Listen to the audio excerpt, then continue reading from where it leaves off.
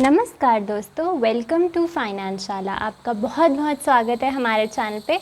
अगर आप चैनल पे नए हैं, डोंट फॉरगेट टू सब्सक्राइब ताकि आपसे कोई भी फ्यूचर की वीडियो ना छूटे। चलिए चलते हैं आज के टॉपिक की तरफ। आज हम एक बहुत ही इंटरेस्टिंग टॉपिक कवर करने वाले हैं। इंटरेस्टिंग क्यों? क्योंकि बहुत नया है। आज मैंने बोर्ड पर लिख दिया है क्या डिस्कस करने वाले हम। Motilal Oswal Nifty India defence index, ये एक नया एनएफओ है जो मार्केट में अभी अभी लॉन्च हुआ है। जी हाँ, इससे पहले ये मार्केट में नहीं था। तो क्या हमारे पास ऐसा कोई इंडेक्स नहीं था जहाँ हम डिफेंस में ले सकें? नहीं था, मगर मोतीलाल ओसवाल जो एक कंपनी है, इसकी तरफ से एक नया एनएफओ मार्केट में लॉन्च हुआ है जहाँ पे रिटेलर्स या आप और मेरे जैसे लोग डिफेंस कंपनीज़ में इनडायरेक्टली निवेश कर सकते हैं। आप चाहें तो आप डायरेक्टली भी स्टॉक्स में निवेश कर सकते हैं, मगर अगर आपके पोर्टफोलियो में कोई भी डिफेंस कंपनी की कमी रह गई है या आपने चूज़ नहीं की है या आपको समझ में नहीं आ रहा कि कौन सी डिफेंस कंपनी ली जाए, तो ये इंडेक्स आपके लिए बहुत ही अच्छा साबित होने वाला है। चलिए इसके बारे में और डिटेल में थोड़ा स्टडी करने की कोशिश करते हैं। ये एक नया एनएफओ है जो कि 13 जून को लॉन्च हुआ है, यानी कि आप अभी भी इसमें पैसा डाल सकते हैं और जो इसकी करंट एनएवी चल रही है, इस पे आपको ये इंडेक्स फंड अवेलेबल हो जाएगा। अच्छा जी, अब जिन लोगों को पता नहीं है डिफेंस सेक्टर के बारे में, थोड़ी सी इंट्रोडक्शन चाहिए तो वो हम दे देते हैं। इंडिया जो है वो वर्ल्ड का 4th लार्जेस्ट डिफेंस सेक्टर है, यानी कि हमारी कंट्री की पोजीशन 4th है अगर डिफेंस के बारे में बात की जाए तो। अच्छा जी, इस साल क्या हुआ है? इस करंट फाइनेंशियल ईयर की अगर हम बात करें तो जो डिफेंस एक्सपोर्ट्स हैं वो 334% से बढ़े हैं, यानी कि हमारी घर की जो कंपनियां हैं, डोमेस्टिक कंपनियां बाहर एक्सपोर्ट करी, यानी कि पैसा हमारी कंट्री में आ रहा है। दूसरी चीज़, डिफेंस इंपोर्ट्स जो हैं वो 70% घटे हैं। तो ये दोनों ही बातें बहुत अच्छी हैं कि हमारी जो कंट्री है वो सेल्फ रिलायंट बन रही है, सेल्फ डिपेंडेंट बन रही है और हमें बाहर की किसी भी कंट्री पर डिपेंडेंट रहने की ज़रूरत नहीं है अगर डिफेंस का मामला आता है तो इसका मतलब क्या हुआ? इसका मतलब ये हुआ कि हमारी कंट्री में जितनी भी प्राइवेट कंपनी है, ख़ास करके जो पब्लिक सेक्टर डिफेंस कंपनियां हैं, उनको बहुत सारे ऑर्डर्स आगे चल के आने वाले हैं और कंपनी की वैल्यूएशंस बढ़ने वाली हैं और उनकी प्राइसेस भी बढ़ेंगी। तो आपका बहुत अच्छा फ़ायदा इन सेक्टर में और इन सेक्टर्स की कंपनीज़ में हो सकता है। अच्छा जी, अगर मैं बात करूँ फाइनेंशियल ईयर 14-15 में, थोड़ा सा लिख लिया जाए। आप ध्यान रखिएगा कि मोतीलाल ओसवाल जो है, इनकी तरफ से ये इंडेक्स फंड नया है, लेकिन ऐसी और डिफेंस इंडेक्सेस हैं जहाँ पे आप पैसे लगा सकते हैं और हो सकता है आपने लगाया भी हो। अच्छा जी, फाइनेंशियल ईयर 14-15 यानी आज से 10 साल पीछे मैं बात करूँ तो हमारा जो डिफेंस बजट था वो था 2.29 लाख करोड़ रुपीस का। और अब अगर मैं इस फाइनेंशियल ईयर की बात करूं तो हमारा जो डिफेंस बजट निकल के आ रहा है वो है 6.3 लाख करोड़, यानी कि 3 टाइम्स जो है वो बजट इंक्रीज़ हो गया है। यानी कि हमारी जो सरकार है उनका क्लियर कट जो रुझान है वो डिफेंस सेक्टर की कंपनीज़ की तरफ दिख रहा है। और इसका मतलब यही है कि हमारी जो डिफेंस कंपनीज़ हैं उनको आगे चल के बहुत काम मिलने वाला है और काम मिलेगा तो ऑर्डर बुक स्ट्रॉन्ग होगी तो ऑफ कोर्स कंपनी अच्छा करेगी, सेल्स मार्जिन सब बढ़ेंगे और आपका जो कंपनी है वो अच्छी परफॉर्म कर सकती है। इस चल के हमारा जो फ़ायदा है वो काफ़ी हो सकता है इस सेक्टर में। ये था डिफेंस बजट। अब हमने डिफेंस बजट की तरफ नज़र डाल ली है।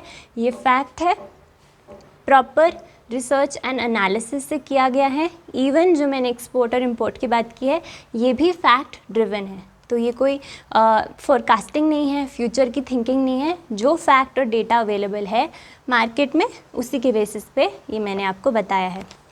अच्छा, क्योंकि ये NFO नया है तो इसके बारे में मैं आपको बहुत ज़्यादा रिसर्च या आपको ये आगे चल के कैसा करेगा ये नहीं बता सकती, मगर इससे मिलती जुलती चीज़ जो मार्केट में है वो कैसा करिए अगर मैं वो बता दूँ तो आपको थोड़ा सा आइडिया मिल जाएगा।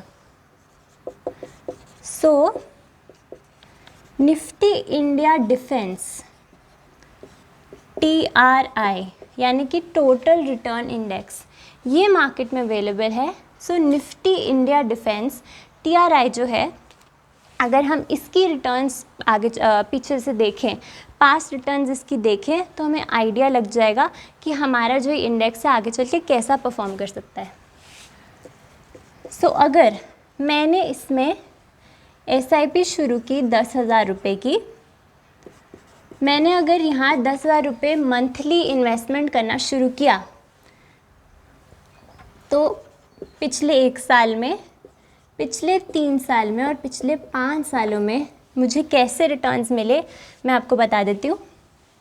पिछले 1 साल में इस Nifty India defence total return index जो है, इस इंडेक्स ने 128% रिटर्न्स दिए हैं, 198% रिटर्न्स दिए हैं। 3 सालों में 103% रिटर्न्स दिए हैं और 5 साल में 77.5% रिटर्न्स आपको मिले हैं। अच्छा जी, अगर मैं अमाउंट इन्वेस्टेड की बात करूं तो ये जो 10,000 की SIP मैंने शुरू की थी, इस फंड में मेरा अमाउंट 1 साल में कितना हो जाएगा? 1,20,000 रुपये, 3 सालों में 3,60,000 रुपये और 5 सालों में 6 लाख रुपये। यानी कि 5 सालों तक अगर मैंने SIP की तो मेरा पैसा लगा लॉन्ग टर्म में 6 लाख रुपये, मगर अब उसकी वैल्यू क्या हो गई है? बढ़ने के बाद, ये रिटर्न्स मिलने के बाद वैल्यूएशन क्या हो गई, यानी प्रॉफिट मिला के मुझे कितने पैसे मिल गए?